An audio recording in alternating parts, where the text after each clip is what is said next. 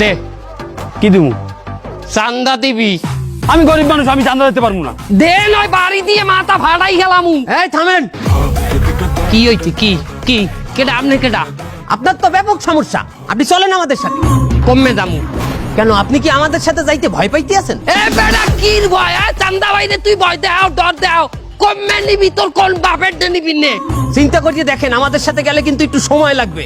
আর তো সময় কমায় তুই চান্দা বাইরে ইগোতে হাত করছো। তুই তুই নে, কমে নিবি আমার নে। আচ্ছা ঠিক আছে, চলেন আমাদের সাথে। ল তুই ছেড়, আমার কি ছিড়বি? ল ল।